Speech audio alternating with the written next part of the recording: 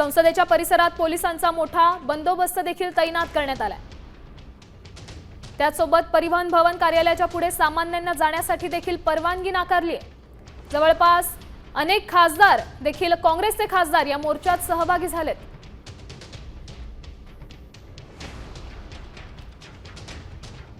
आपण पाहू शकतो या मोर्चाची सुरुवात करतायत राष्ट्रगीतानं। राष्ट्रगीतासाठी काही काळ स्तब्ध उभे राहिले आणि आता या मोर्चाला सुरुवात करण्यात आली।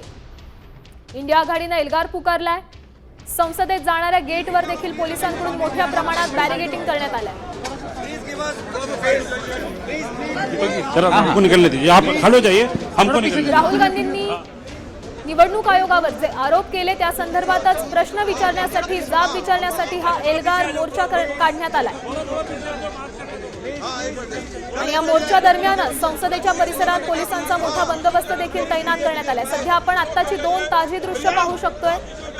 मतचोरी विरोधात हा मोर्चा धडकणार आहे, तर दुसरीकडे आयोगाच्या ऑफिस बाहेर देखील पोलिसांचा तगडा बंदोबस्त तैनात करण्यात आला आणि या परिसरात सामान्यांना येण्यास देखील मज्जाव करण्यात आला। संसदेपासून ते आयोगापर्यंत असा हा धडक मोर्चा। हाँ सर, पीछे पीछे कर रहे हैं सर, चलते चलते। काँग्रेस आणि इतर विरोधक देखील, काँग्रेसचे खासदार देखील एकवटले। आपण ही दृश्य पाहू शकतो। ही दिल्लीतील दृश्य आहेत। संसदेच्या परिसरात पोलिसांचा मोठा बंदोबस्त तैनात करण्यात आला। काँग्रेसचे काही इतर ज्येष्ठ मंडळी आहेत, नेते मंडळी आहेत, आपण पाहू शकतोय या दृश्यांमध्ये।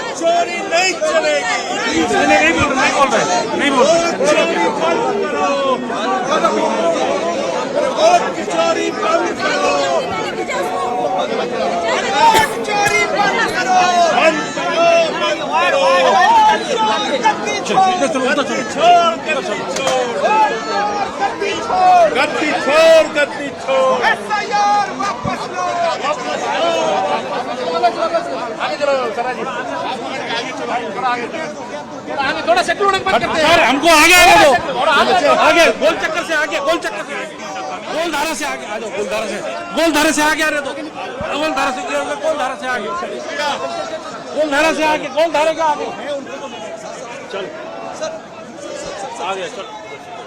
हाँ हाँ आराम से उठा लेते, वो साइड में घुस गए। इंडिया आघाडीच्या या मोर्चामध्ये 300 खासदार एकवटलेत। दिल्लीत निवडणूक आयोगावर हा मोर्चा धडकणार आहे। त्यासोबत आपण ही सध्या ताजी दृश्य पाहू शकतोय। संसदेच्या परिसरात पोलिसांचा मोठा पोलीस बंदोबस्त तैनात आहे आणि संसद भवनापासून ते निवडणूक आयोगापर्यंत हा मोर्चा काढण्यात आलाय। मोर्चामध्ये तब्बल 300 खासदारांचा सहभाग आहे।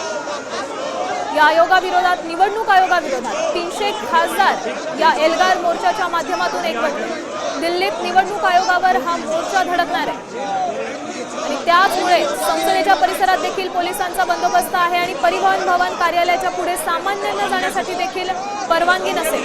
संसद भवनापासून ते आयोगापर्यंत हा धडक मोर्चा काढण्यात येतोय। सध्या आपण इंडिया आघाडीच्या या एल्गार मोर्चाची ताजी दृश्य साम टीव्हीच्या माध्यमातून पाहू शकतोय।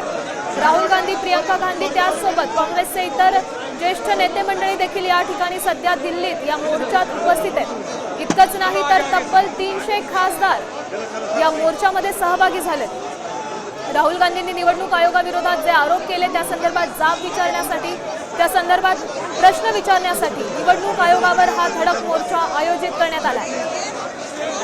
याच ठिकाणी आपण घोषणाबाजी देखील ऐकली। मतांची चोरी करू नका अशा प्रकारच्या आणि अशा आशयाच्या घोषणा देखील यावेळी देण्यात आल्या। मतांची चोरी चालणार नाही अशा आशयाच्या घोषणाबाजी देखील या मोर्चा दरम्यान करण्यात येत आहे।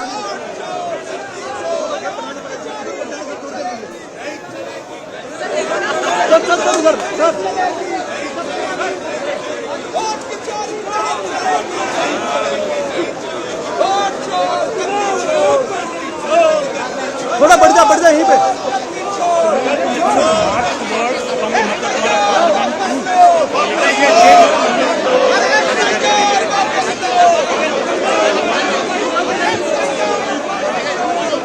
आता isakal.com आहे देशातील नंबर 1 ची मराठी न्यूज वेबसाईट। प्रत्येक अपडेटसाठी सकाळ.com ला नक्की भेट द्या.